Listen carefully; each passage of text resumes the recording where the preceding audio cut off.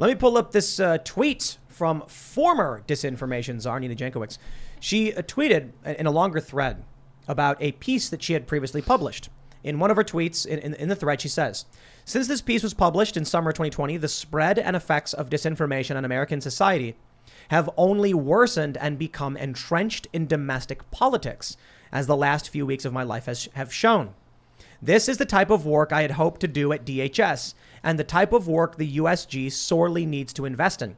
This is the type of work that I have built my career on, not a few contextless tweets. And this is the type of work I will continue in the public sphere.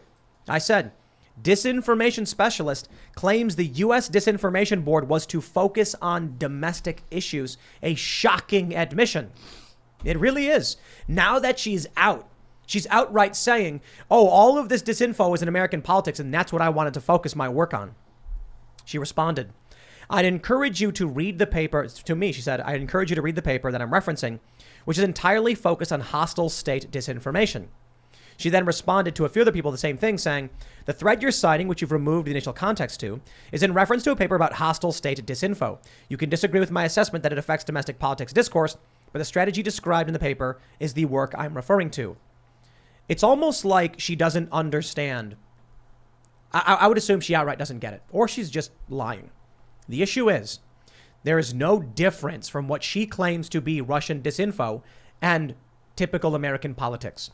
She is someone who has tweeted out the Russian disinformation line uncritically without fact checking.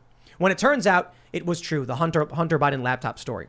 She says, I was just quoting what the president said. Yes, you were pushing out disinformation without fact checking, without any critical assessment, just repeating what the liar Joe Biden was saying about his son and the illicit deals they were doing. If you did any amount of work, you would have seen that there are illicit dealings from Hunter Biden with Burisma in Ukraine and China. You would know about Joe Biden flying his son in Air Force Two into China for private equity deals. But she's done no research on any of this, blindly pushes lies, and then says, I want to work on these issues affecting domestic politics, but that's out of context when you say my work would have involved domestic politics. If she thinks the Hunter Biden laptop story was misinformation or disinformation, if she was unwilling to actually look into what that was as an expert on it, she absolutely was going to be interfering with First Amendment issues. She doesn't get it. These are children who have no experience, who are not experts, who just think they're smarter than you being given government jobs. Hey, that sounds like government in its entirety, doesn't it? I don't know, Tim. I think she did some research. She asked Joe Biden if he did anything wrong. His administration said no. So there you go. Mostly false. Yeah. Well, okay then. I stand corrected, Seamus. Yeah. You know, she said that it was a bunch of state disinformation. I think she specified it's a lot of corporate disinformation, too. We really got to focus on the corporations trying to take over the world right now. She said the Hunter Biden laptop story, what did she say? It was a Trump campaign product? I believe so, yeah. She's full of it. Yeah. It's what she does. She lies. She entrenches herself in domestic politics and says, I want to focus on this, but you've removed context. This is the problem with these people. Now, of course, respect for her responding at all. I invite her on the show, but she said she's unavailable. She's about to have a child, I guess. Very busy, yes. All right, well, Congratulations, dude. Yeah, I mean, that's a legitimate response as to why you can't come on the show. I'm not going to. A lot of people are like, she's scared. She'll never come on. She's going to have a kid. I mean, might be busy. Yeah. That's an acceptable answer. I mean, honestly, I don't think she's lying about being pregnant or anything like that. But well, we don't have a disinformation board to investigate it. So without that, we can never know if she's pregnant or not. It's true. Yes. What really bothers me is that Americans would get caught in the crossfire of this or collaterally damaged by this disinformation specialist hammering down on things that they think are like foreign actors or, like how can you discern if it's a 12-year-old in Russia with a VPN or a 17-year-old in Dubuque, Iowa? I mean, they might think they can. Maybe they think they do. But I mean, the Russian would want you to think it's Dubuque. The Dubuque guy would want you to think it's Russian. So like, who in their right mind thinks they have the hammer on that? You look at all the things that Nina Jankowicz is about, right? And especially with the laptop instance, but COVID, all of that. These people aren't really trying to stamp out disinformation, obviously. They're just trying to stamp out any competition with their disinformation. I mean, I'm not saying that every pronouncement that came out regarding the laptop, let's just say that I think all of that was BS. But say with COVID, I think that to some extent people were confused, afraid. They said a lot of stupid things. They refused to walk them back, and when they did, they pretended as if they were right the whole time, or as if the situation was evolving. But at this point, after 2.5 years of it, really, for me, 42 years of it, but 2.5 years of it, I just see no reason at all to take these people on good faith. Totally at agreed. all. Totally agreed. And I've mentioned this before on the show, but they argue that the science changes, and fair enough, because science does change. But if you're going to make that admission and you're going to fall back on that whenever you have to change the narrative, you do not get to admonish people for posting information that conflicts with the narrative when you have decided that that is the case, at least for the time being, right? So when it comes to the lab leak hypothesis, that's the most famous and obvious example. They claim that that was disinformation, misinformation. People shouldn't be allowed to spread it. Then, as soon as it became more accepted for people to believe that, they were able to absolve themselves of any wrongdoing by saying, well, the information changed. Okay, fair enough, information changes, but then you don't get to censor people who present alternate information. Right. It's that easy. It's that easy. And that seems to be what their intent is going to be. What my prediction for the Disinformation Board, and apparently it's still going on, I don't know what the latest detail is, but it's not ending, is they're going to issue a statement and say, oh, you know that story about Hunter Biden and those ladies of the night? That actually came from, where did it come from? Slovenia. So we're going to ban it. And here's our list. And then Twitter is going to come out and be like, yeah, that isn't allowed to be tweeted. Twitter launched their crisis disinformation policy now, where they're actively editorializing. I mean, at a certain point, can we? Is there some like ultra rich person who just fire a bunch of lawsuits? Let me tell you guys something. You know the most annoying thing about lawyers is, I tell That's you, a hard. the yeah, worst that's a hard worst question. conversations I ever have are with lawyers. They are by definition defeatist. Every single conversation. I've never had a conversation with a lawyer who's like, I'm going to go scorched earth. No, they go, well, you know, the thing about this company is that under this statute, you're not going to win. It's going to cost you a lot of money. So in reality, and I'm like, how does precedent get set? Someone challenges the law. Someone files a lawsuit. A court issues their ruling. It goes up, hits the appellate courts. It stops. Times v. Sullivan, the precedent by which we have, the standard for malice and defamation or whatever. Challenge it. But every single time I talk to a lawyer about Section 230 protections, about, Twitter outright saying our staff will now determine what's true. And I'm like, okay, come on. At a certain point, they have to have stepped over the line, right? Here's what I hear. Section 230 does not say that you aren't allowed to edit. You're allowed to do good faith moderation. 230 actually protects that.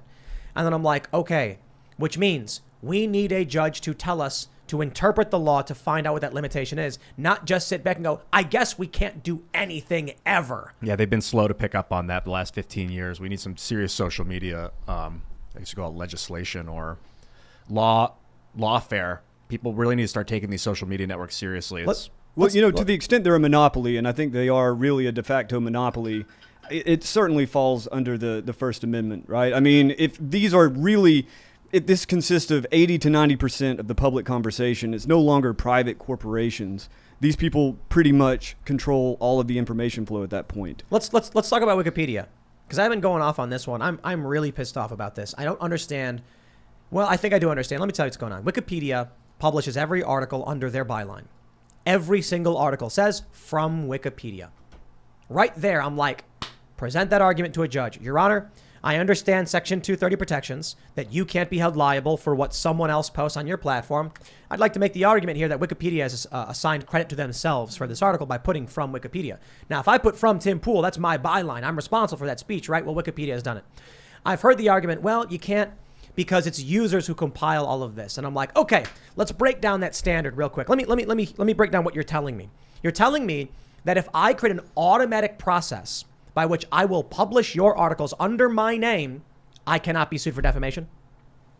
So if I get 10,000 people right now to all add one word, no one can be sued.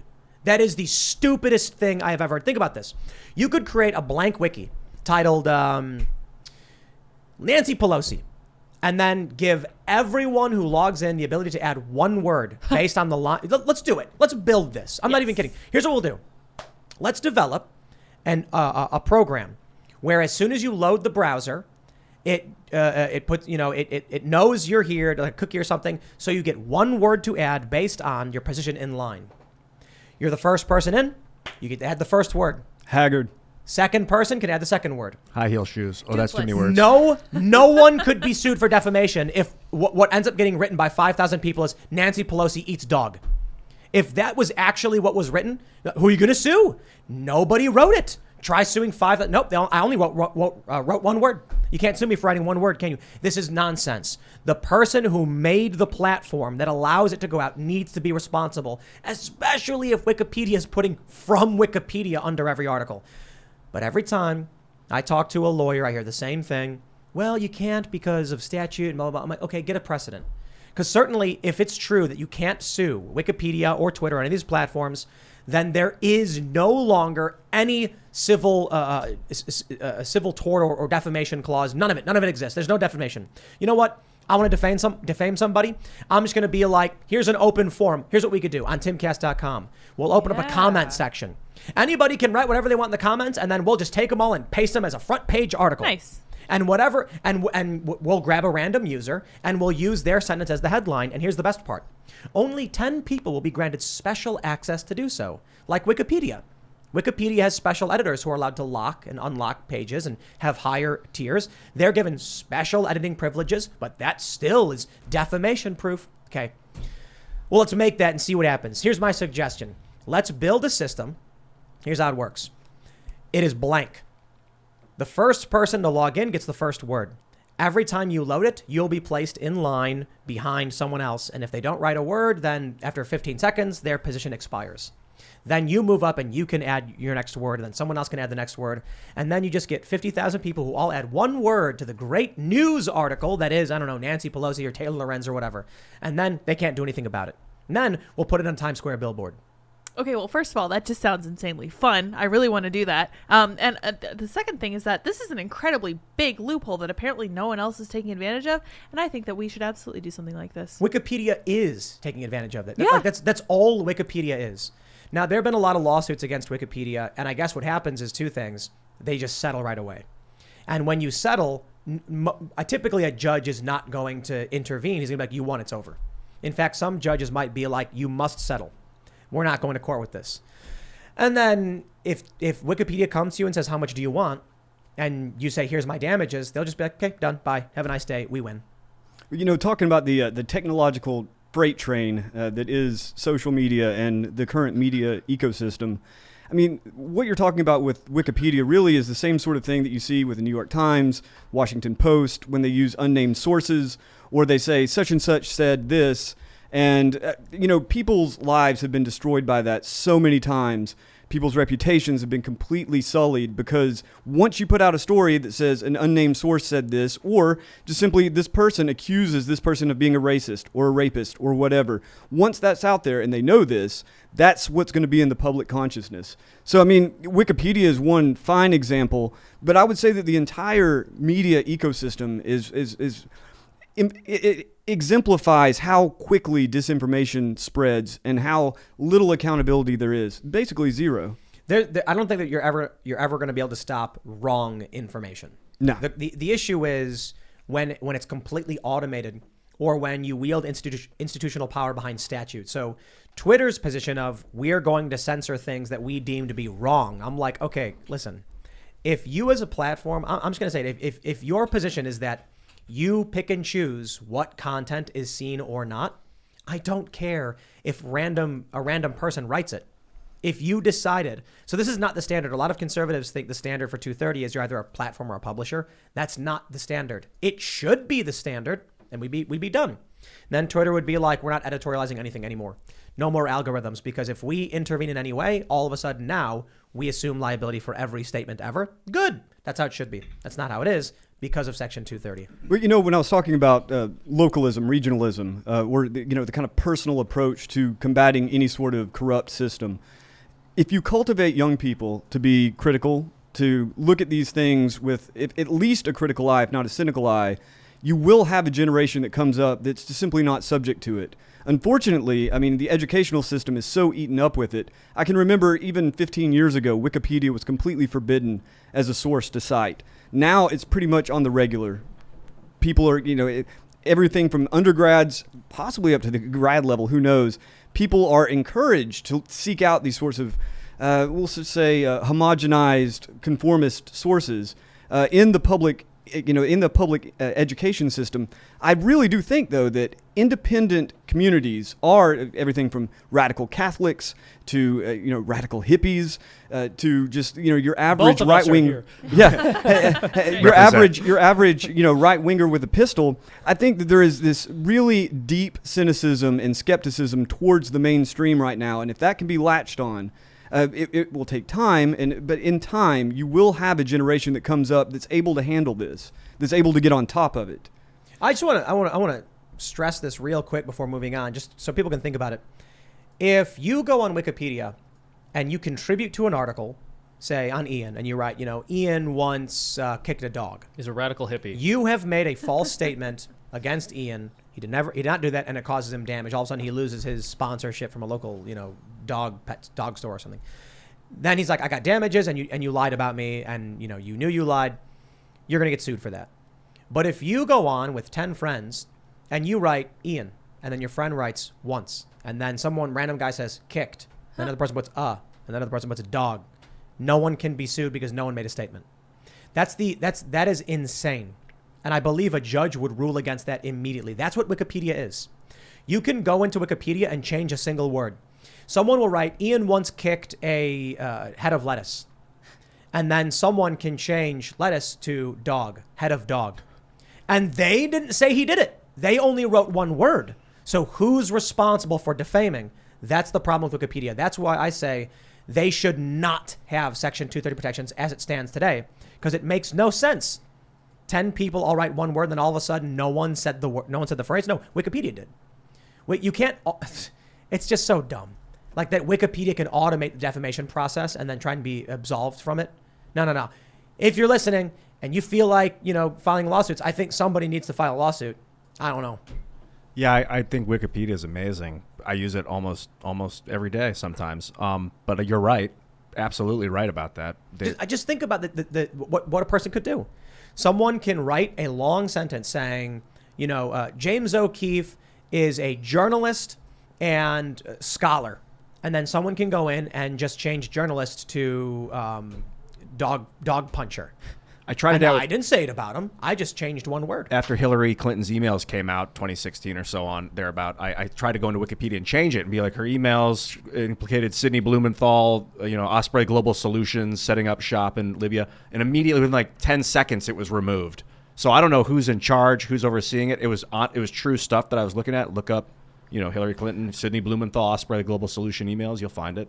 I mean, there's definitely a slant there. Obviously, who was the one of the guys who helped form Wikipedia pointed this out, that when it was formed under the ideals of community, just community contributions, creating this amazing platform, they were sincere, and it really Wikipedia used to be a lot better. I was never a huge fan, but it used to be a lot better. Now it's clear there's a huge ideological shift. You could probably say, it's almost homogenized. Look at any far left figure. Show me a place where a far left figure has been in any way demeaned or defamed. I'm not aware of them. It's all towards the right. And the reason being, clearly, is that leftists knew where to go a decade and a half ago to gain power. And that's in the media. I'll attest to that too, because my Wikipedia page is fairly tepid. It's not really that bad. And that's an interesting indicator. I'm a fairly moderate person, so they're like, but if you're right wing, they write all of the worst possible things about you. Absolutely, with no consequence whatsoever. Yep. So something's got to be done about that. Thanks for checking out this segment from the Timcast IRL podcast. But if you want to check out the full show live, tune in Monday through Friday at 8 p.m. And if you want more special access content, head over to timcast.com and become a member.